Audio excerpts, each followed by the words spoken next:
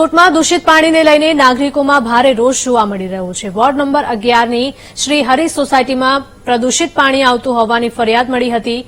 દૂષિત પાણી ભરેલી બોટલ સાથે મહિલાઓએ મનપા કચેરીમાં રજૂઆત કરી હતી। અનેક રજૂઆતો કરવા છતાં ઉકેલ ન આવતા મહિલાઓ દ્વારા વિરોધ નોંધાવવામાં આવ્યો હતો।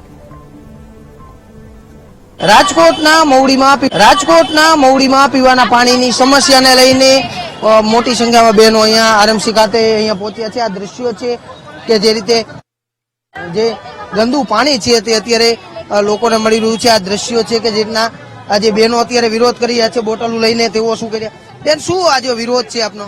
આજે જે મીઠા પાણી માટે વિરોધ કરવા આવે છે કે જે ગટરનું પાણી મિક્સ આવે છે એના માટે કેટલી વખત છેલ્લા 8 મહિનાથી અમે આ તકલીફ સહન કરી રહ્યા છે કે જેથી તમે જોઈ શકો છો કે કેટલા બીજા નાના છોકરાઓ બીમાર પડે છે આ પાણી પીવાથી।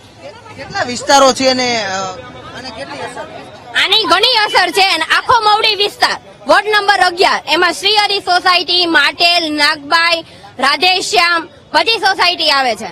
ખાડા ખોદીને વયા જાય છે, પૂરવા આવતા નથી અને પાણીની કોઈ સમસ્યા હલ કરતા નથી। મુખ્ય પ્રશ્ન છે તે જોવા મળતો હોય છે। ત્યારે જે બહેનો છે તેમને આ પાણીના દ્રશ્યો કે જે બહેનો બોટલો ભરીને આવી છે, પાણી જે મળી રહ્યું છે તે અત્યારે જે મળી રહ્યું છે પાણી તેને લઈને અત્યારે બહેનો શું બેન જે બહેનો છે તેમની સાથે વાત કરશું। શું બેન કહેશો, પાણી કેવું આવી રહ્યું છે અને કયા વિસ્તારમાં? પાણી ગટરનું જ આવે છે। આખો મવડી વિસ્તારની અંદર પાણી પીવા લાયક હોતું જ નથી અને પાણી પણ આવતું નથી। હા, રોગચાળો થાય છે, ઝાડા ઉલટી થાય છે, ખસ ખરજવું અને દાદર। બાળકો હોસ્પિટલમાં છે, અમારા વિસ્તારના બાળકો હોસ્પિટલમાં અત્યારે છે। ખસ ખરજવું, દાદર, ઝાડા ઉલટી જેવા અનેક રોગો થાય છે। દિનેશભાઈ શું રજૂઆત છે આપની? અને આજે રાજકોટ વોર્ડ નંબર 11ના મવડી ખાતે આવેલ શ્રી હરિ સોસાયટીમાં છેલ્લા 8 મહિનાથી આ જે ગંદુ પાણી આવે છે એના માટે વારંવાર રજૂઆતો પણ કરેલી છે, અધિકારીઓ સાથે અરજીઓ પણ આપેલી છે, ફોન દ્વારા પણ વાત કરી છે। કાલે મને બધા બૈરાઓ વાત કરી કે આપણે આવું પાણી આવે છે, ત્યારે મેં વાઘેલા સાહેબને મારા ફોન દ્વારા મેં ફોન કરેલ અને જ્યારે જવાબ માંગેલ ત્યારે વાઘેલા સાહેબે એવું કીધું કે આ સરકારી કામ છે, આનું હું તમને ટાઈમ ટેબલ ના આપી શકું। તો 8 મહિનાથી અંદર જો આ કરી ના શકતા હોય તો અધિકારીઓ ત્યાં ખાલી પગાર ખાવા જ બેઠા છે। શું કોઈ આમ જનતાનું કામ નથી કરવાનું? માત્ર ને માત્ર મારી સોસાયટીના 8 થી 10 બાળકો રાજકોટ સિવિલ હોસ્પિટલમાં અત્યારે હાલમાં દાખલ છે। ત્યારે મને બૈરાવ વાત કરી કે દિનેશભાઈ આવો પ્રશ્ન છે, ત્યારે મારે બધા બહેનોને સાથે રાખીને અહીંયા ધક્કો થયો છે કમિશનર સાહેબને આવેદનપત્ર એક આપવા માટે।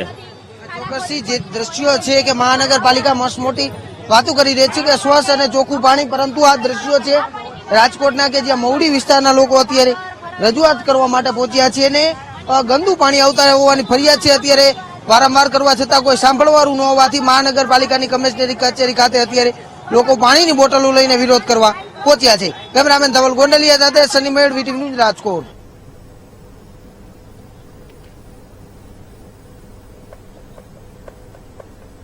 વોર્ડ નંબર 11ના કોર્પોરેટર પણ આપણી સાથે જોડાઈ ગયા છે નરેન્દ્રસિંહજી, જણાવશો કે જે પ્રકારે આ સમગ્ર વાત સામે આવી રહી છે કે રાજકોટમાં દૂષિત પાણીને લઈને લોકો બીમાર પડી રહ્યા છે, અહીંની મહિલાઓનું પણ એવું કહેવું છે કે ત્યાં જે લોકોના જે બાળકો છે તે હોસ્પિટલમાં પણ દાખલ છે। પણ મેડમ, હું છે ને વોર્ડ નંબર 10 માં આવે છે, હું કોર્પોરેટર 10 નંબરમાં છું, વોર્ડ નંબર 10 માં છું।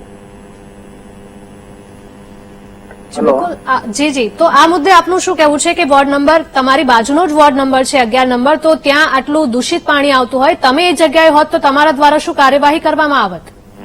ના, અમારું હોય કે અમે પ્રજા માટે ચૂંટાયેલા છીએ અને પ્રજા માટે અમારે કરવું એ અમારું એક કાર્ય જ હોય, અમારી ફરજમાં જ આવતું હોય છે।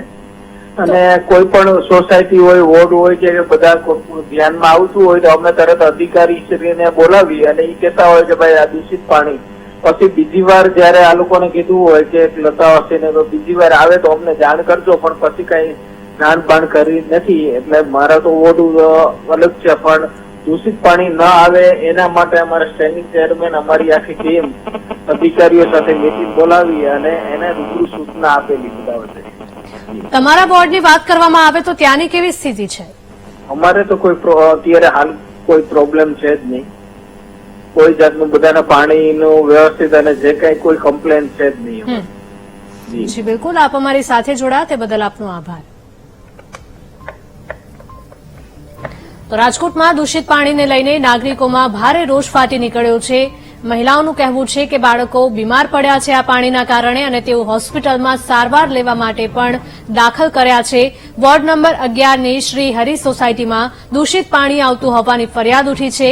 દૂષિત પાણી ભરેલી બોટલો સાથે મહિલાઓએ મનપા કચેરીમાં રજૂઆત કરી હતી. અનેક રજૂઆતો કરવામાં આવી છતાં પણ કોઈ જ ઉકેલ ન આવતા મહિલાઓ દ્વારા વિરોધ નોંધાવવામાં આવી રહ્યો છે. રાજકોટના દ્રશ્યો છે કે જ્યાં વારંવાર દૂષિત પાણીને લઈને ફરિયાદો ઉઠતી હોય છે. ફરી એક વખત રાજકોટમાં દૂષિત પાણીને લઈને નાગરિકો રોષે ભરાયેલા જોવા મળ્યા છે.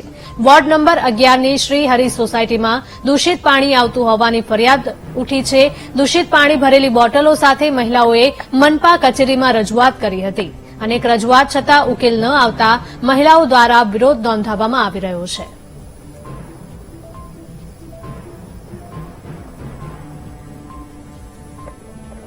રાજકોટમાં દૂષિત પાણીના કારણે લોકો બીમાર થઈ રહ્યા છે. લોકોને ચામડીના રોગ પણ થઈ રહ્યા છે અને બાળકો તો હોસ્પિટલમાં દાખલ પણ છે તેવું અહીંના લોકોનું કહેવું છે. રાજકોટમાં દૂષિત પાણીને લઈને લોકોને પરેશાન થવાનો વારો આવ્યો છે અને જેને લઈને નાગરિકો ભારે રોષે ભરાયેલા છે.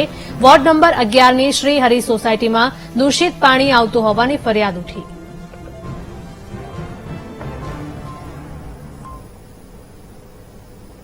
મહેસાણાની ઊંઝા